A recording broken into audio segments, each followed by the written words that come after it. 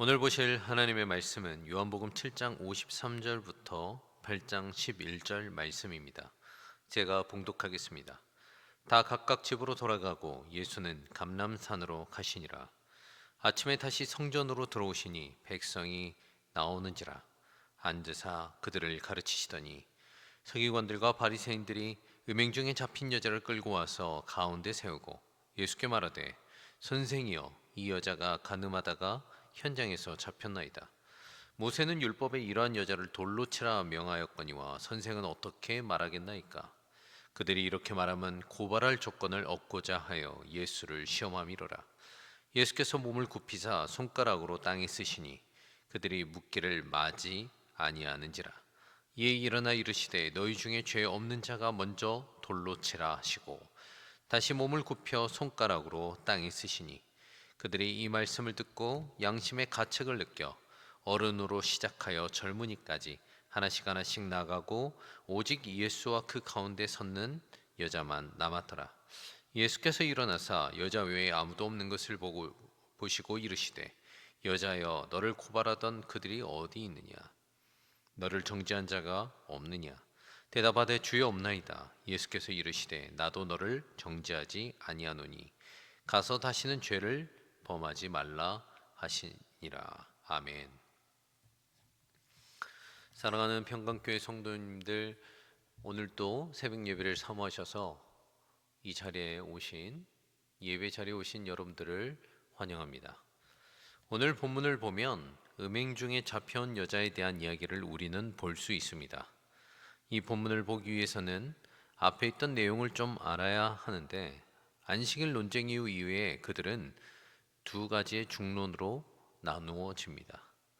먼저 예수님을 반대하던 그들은 예수님을 잡아야 한다, 이런 파들이 있었고, 또 아니다, 예수님의 이야기를 듣고 행한 것을 보고 판단해야 한다라고 나누어지게 됩니다. 특히 반대에 있었던 이 사람은 바로 니고데모인데, 특히 이 산헤드린 공의회가 예수님을 당장 잡아들이지 못한 이유는 이 니고데모의 반대가 있었기 때문이었습니다. 70명 정도로 이루어진 이 최고 법정기관인 산헤드린 공회에 의해서 의견이 분열되었다, 하나가 되지 못했다는 이 소식은 밖에 있는 사람들에게 최고의 의결기관도 하나가 되지 못함을, 그렇게 약함을 알리는 것이기 때문에 그것에 대한 결정에 대한 의문을 품게 되는 것이기 때문에 이들이 함부로 움직이지 못한 것이었습니다. 하지만 이들은 어떻게든 예수님을 잡아 죽이고 싶었기에 시험을 하고자 꾀를 냅니다. 꽤나 이 고민은 깊었는지 아침부터 부지런하게 예수님을 찾아오게 되는 것이죠. 서기관들과 바리새인들이 음행 중에 잡힌 여자를 끌고 와서 가운데 세우고 재판을 해달라고 요청을 합니다. 그런데 좀 재판이 이상합니다. 간음의 현장에서 잡아왔다는데 남자는 어디 가고 여자만이 있습니다. 죄를 저지르면 판결기관으로 가야 하는데 판결기관으로 가지 않고 예수님께 굳이 끌고 와서 판결해 달라고 하는 것이었죠. 이것은 서기관, 바리새인들의 의도가 보이는 행동인데, 바로 이 어려운 문제를 통하여 예수님이 선지자도 아니며 메시아도 아닌 것을 보여주려고 하는 것이었습니다. 그 꾀가 바로 이 간음한 여인이었다라는 것입니다. 바로 이 여인이 어떠한 여인이었는가, 죄를 저질렀고 간음한 여인인가, 이것을 확인하는 것보다 예수님이 율법을 어기도록 만드는 것이 이들의 목적이었다라는 것이죠. 그러니 이들의 여인의 생명은 중요하지 않았습니다. 그저 예수님만이 목적이었습니다. 예수님이 여인을 죽여야 된다고 하면 로마 정권의 대항자로서 고발이 되는 것이었습니다. 주님이 살려야 된다고 하면 율법보다 자신의 신변을 생각하는 비겁자가 되는 것이었습니다. 그러면 비겁자가 됨으로 지지자를 잃는 결과를 얻었기 때문에 어떤 방향이든 자신들이 승리한다는 최고의 시험의 문제였다라는 것이죠. 그런데 주님은 그 상황마저도 반전시키며 말씀하십니다. 죄 없는 자가 돌로 치라 라고 했고, 이 말씀에 어른부터 젊은이까지 모두 물러납니다. 성경에 보면 이 말씀을 하시기 전 예수님은 단지 땅에 무엇을 쓰셨는데 그것이 무엇인지는 성경에 나오지 않았기에 우리는 상상을 더해 볼 수는 있지만 진실은 아니니 우리는 알 수는 없는 것이죠. 여튼 글을 쓰는 예수님은 그들을 재촉하였습니다. 글을 쓰는 동안 예수님을 그들은 재촉하였고 도대체 어떻게 판결할 건지 빨리 내놓으라고 윽박을 질렀습니다. 판결의 결정에 따라 한 생명이 달린 아주 중요한 문제였음에도 불구하고 그들은 그것이 중요하지 않았다는 것입니다. 마침내 주님께서는 일어나서 말씀하십니다. 너희 중에 죄 없는 자가 먼저 돌로 치라. 요한복음 8장 7절의 말씀입니다. 그런데 그 말에 하나둘씩 뒤로 물러나기 시작했습니다. 집으로 간 것이 아닙니다. 뒤로 물러났다라는 말입니다. 우리는 상상해 봅니다. 예수님께서 죄 없는 자가 돌로 치라고 하니까 모두 다 집으로 돌아가고 그냥 횡령한 거리에 예수님과 여자만 남게 되는 그런 상상을 하게 됩니다.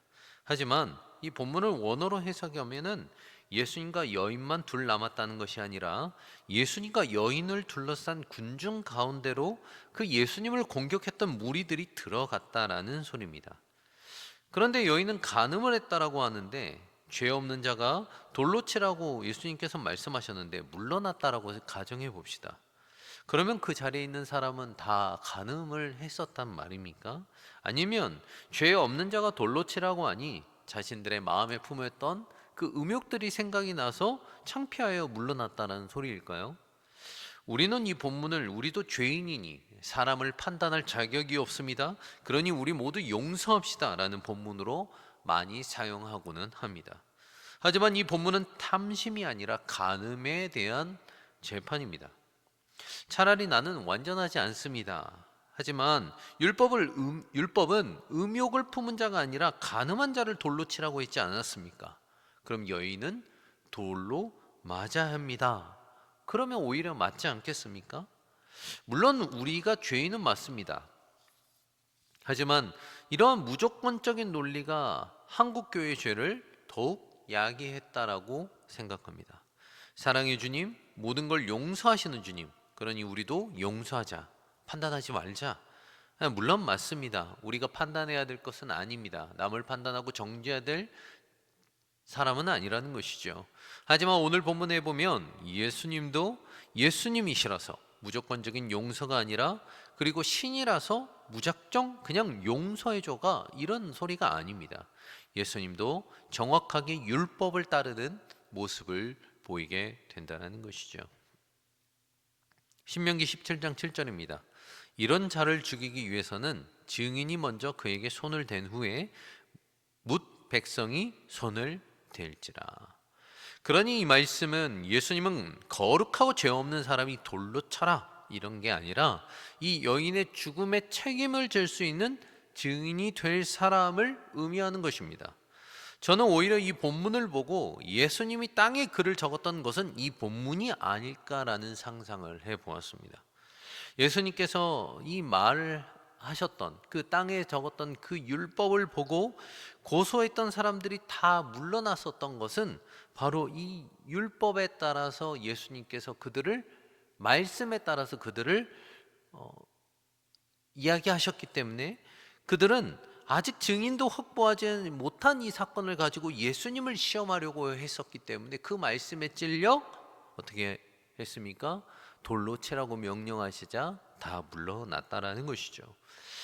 그런데 예수님께서는 여인의 문제만 말씀하고 싶으셨던 게 아니라 그들의 마음을 간파하시고 예수님을 죽이려고 했던 그들에게, 예수님을 정죄하려고 했던 그들에게 예수님은 자신을 여인과 동일하게 세워 말씀하고 싶으셨던 게 아닐까라는 생각을 해보게 됩니다.